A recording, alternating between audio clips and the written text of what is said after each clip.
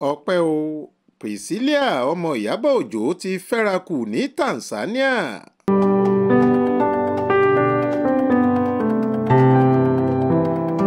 lásìkò yìí àgàgà láti ọjọ́bọ̀ tọ́sídẹ̀ẹ́ ọjọ́ 16 oṣù keje ọdún 2025 ní orí ẹ̀rọ ayélujára ti bẹ̀rẹ̀ sí hó ṣọ̀ṣọ̀ bí ọbẹ̀ tí wọ́n koná mọ́. bẹ́ẹ̀ ni ọ̀kan òjọ̀kan ọ̀rọ̀ ìkíni kú oríire ṣe ń rọ̀jò sọ́dọ̀ arẹwà ìyàwó lọ́ọ̀dẹ̀ ọkọ nì Priscilla Òjó, ọmọ gbajúmọ̀ òṣèré tíátà ilẹ̀ wa tọ́rọ̀ dá lẹ́nu rẹ̀ nì Ìyábọ̀ Òjó, látàrí bí ọmọbìnrin náà ṣe fẹ́ra kù tó di abara méjì, aboyún moṣù kò mọ́jọ́, iṣu Ọlọ́run sì ti ń ta níkùn rẹ̀. ṣé bó bá ti wuni là á ṣe ìmàlẹ̀ ẹni? àwọn fọ́tò kan tí ọ̀pọ̀ èèyàn kò retí rẹ̀ ló ṣàdédé gun orí ẹ̀rọ ayélujára lọ́jọ́ tọ́sídẹ̀ẹ́ yìí láti ọwọ́ ìyàwó ọ̀ṣìngín aya òǹkọrin Juma Jux. Priscilla ló gbé àwọn fọ́tò náà sójú òpó ìkànnì Instagram rẹ̀ níbi tó ti ṣàfihàn ikùn rẹ̀ tó yọ bọ́ńbọ́ tí ọkọ rẹ̀ sì ń bá a fi ọwọ́ pa á pẹ̀lú ìdùnnú láti fi hàn pé ẹ̀yìn ìyàwó òun kò mọ ẹni rárá.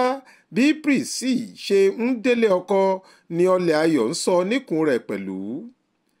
ṣé ó ti di àṣà àwọn òṣèré ilẹ̀ wa láti máa fi fọ́tò àsìkò ìlóyún wọn hàn sóde? àmọ́ ọ̀pọ̀ kì í ṣe bẹ́ẹ̀ títí tí wọn yóò fi bímọ.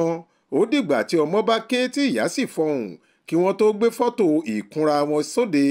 èyí ló fà á tí ọ̀pọ̀ fi ń ṣe kàyéfì sí ti Priscilla yìí.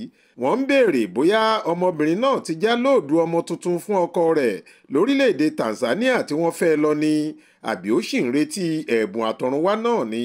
ọ̀pọ̀ èèyàn tó kọ ọ̀rọ̀ sábẹ́ àwọn fọ́tò àrímálè lọ tọkọtaya ọ̀hún ni wọ́n ń béèrè pé irú ìkíni wo làwọn fẹ́ kí wọ́n báyìí o.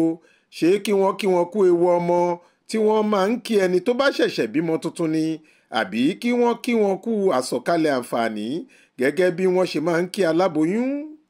lórí ìkànnì Instagram ìyá ìyàwó ìyẹn Ìyábọ̀ Òjó, ọ̀rọ̀ tó kọ sábẹ́ àwọn fọ́tò náà ni pé Juma Jux àti Priscilla, mo rẹ aṣọ yín sínú ẹ̀jẹ̀ Jésù, mo sì fi ẹ̀jẹ̀ Jésù bò yín o. ayọ̀ yín yóò dalẹ̀, ìbùkún yóò sì wà lọ́ọ̀dẹ̀ yín lórúkọ Jésù.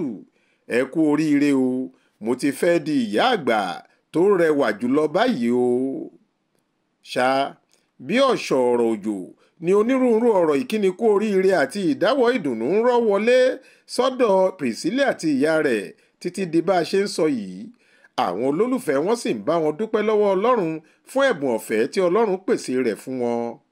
ẹ ó rántí pé lóṣù díẹ̀ sẹ́yìn nínú ọdún 2025 yìí ni Ìyábọ̀ Òjó fi lé pọntí fọ̀nà rókà fún ti ayẹyẹ ìgbéyàwó ọmọbìnrin rẹ̀ Priscilla tó fẹ́ olórin tàkasúfè ọmọ orílẹ̀-èdè Tanzania kan Juma Jux. fún ọ̀pọ̀ ọjọ́ ni ìròyìn ayẹyẹ tí wọ́n dáná rẹ̀ gbákàgbìyàn ọ̀hún fi gorí afẹ́fẹ́, àti pé ìgbéyàwó náà kò wáyé ní ẹ̀kan náà, onípele ìpele ni.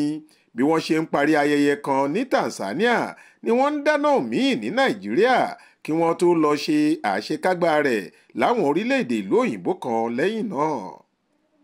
ìta fàájì náà ń bá Priscilla àti ọkọ rẹ̀ yọ o, bẹ́ẹ̀ là ń kí Ìyábọ̀ Òjó kú oríire tuntun yìí o. Faith Adébọ́lá ló ń jábọ̀ ìròyìn fún ìkànnì ìta fàájì lórí ẹ̀rọ ayélujára. ẹ darapọ̀ mọ́ wa fún àkọ́tún ìròyìn.